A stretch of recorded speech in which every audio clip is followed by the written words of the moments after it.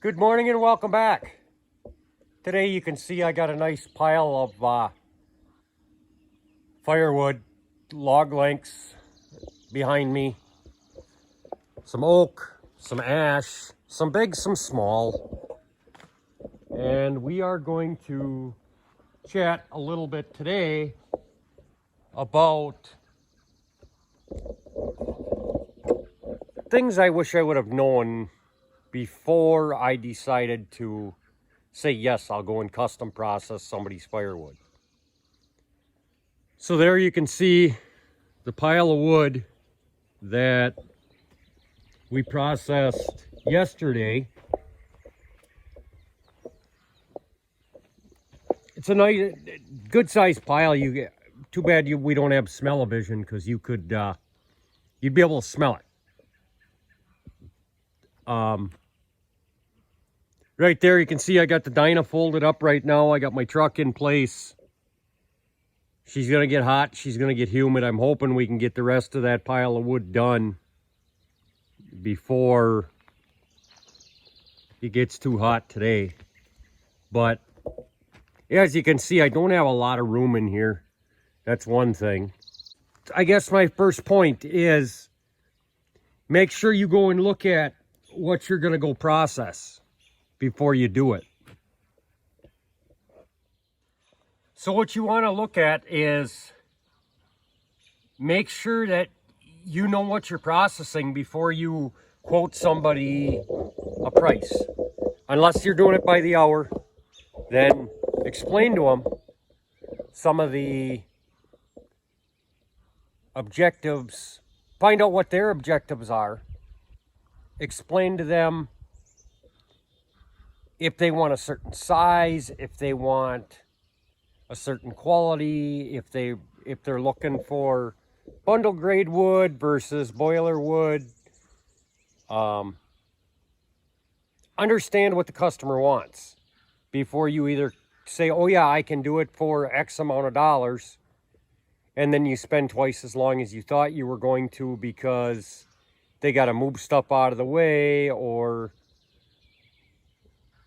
the wood quality isn't quite what they told you it was. And that brings me to my next point, number 2, which is, what is the quality of the wood? Do you have stuff that won't fit through a processor? Like that one there doesn't fit in the dyna. Do you have these corkscrew, crankshaft type pieces? Is it small wood? Is it big wood that needs to be flipped back through the processor so somebody can handle it? Is it really big where it may not even fit in the processor, or you got to take extra time to be careful? This pile is anything from 3-inch all the way to 25-inch. Actually 30-inch. A couple pieces that are 30-inch in here. Number 3. What size? So now you got it figured out. You're going to put all the wood that'll fit on the processor. The next thing you got to figure out is, what size do they want? Ultimately, what is that end goal of their pieces? That brings me to number 3. As you can see here, that's a pretty good sized piece. I'm going to use my hand for reference here. That's bigger than what I can pick up with my hand. That's a nice hand-sized piece, but it's long. There's a nice 16-inch piece. That one's a little bit big for being but it's 16 inches long. There's another one that's 16 inches long. I can pick that one up, throw it around pretty easy. This particular customer said cut everything 16, 18 inches long. I'll take care of the resplits. Just get it cut, get it in a pile, and we'll take it from there. So he's got a couple different wood stoves that he's feeding with this. Number four.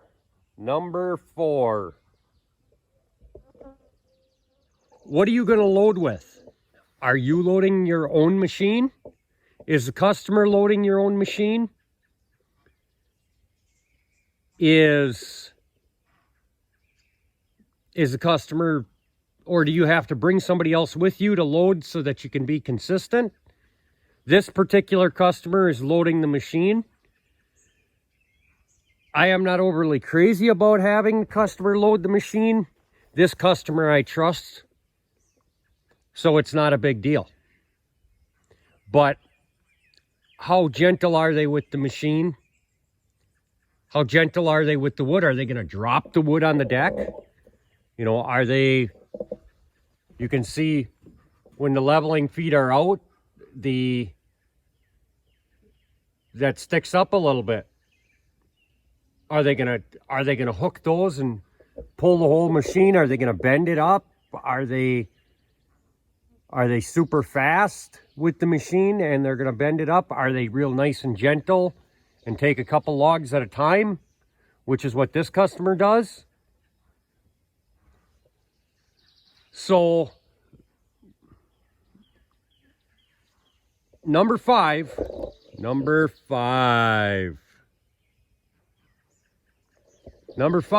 is, who's paying for fuel? Do you have that built into your price? Are you getting paid by the hour? Are you getting paid by the machine hour? Are you getting paid by the hour that you're here? If they're not very good with loading, or are you getting paid by the machine hour? If you're getting paid by the machine hour, are you leaving the machine run when you're changing chains and you're changing, you know, flipping bars, things like that, waiting for the customer to get the wood for you? I know I said there was only 5, but I'm going to give you 6. So now here's bonus one, number 6. Bonus number 6 is, how clean is the wood? You can see down here, lots and lots of dirt, lots of sand. It's a little hard to see on camera, but I'll tell you what, we ran 3 chains yesterday on about a semi-load of wood, and I was getting frustrated at the end.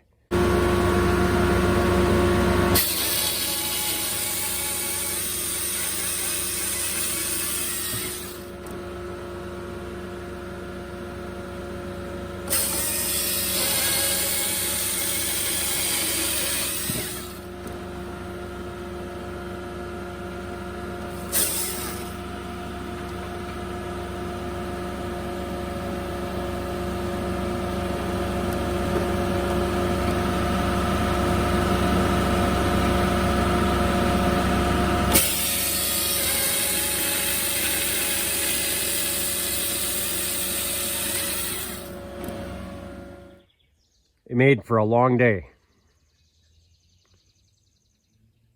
The other thing is if you're doing it by the cord, take a look at these piles.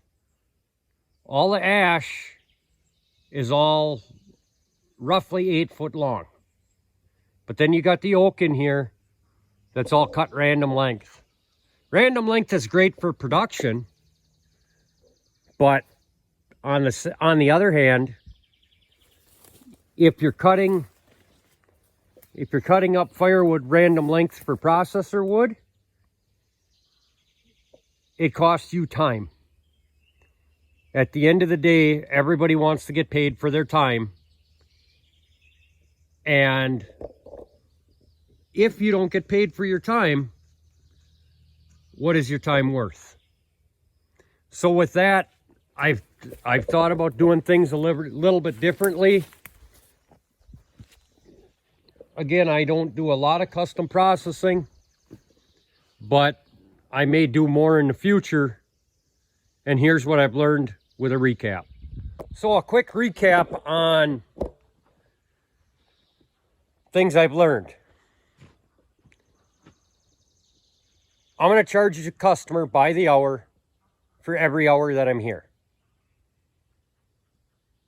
I'm going to watch the customer, make sure that again, he does a good job loading with that skid steer. He's just got to take his time. I'm guessing there's close to 3 semi-loads here, so right around 30 or 35 cords. Today we're going to reposition the machine. We're going to put fuel in, and we're going to get rolling. So with that, I'm going to cut you guys loose. Thanks for tuning in. Hope you enjoyed the video. And let's chat again soon. Thanks for watching. Don't forget to hit the like and subscribe.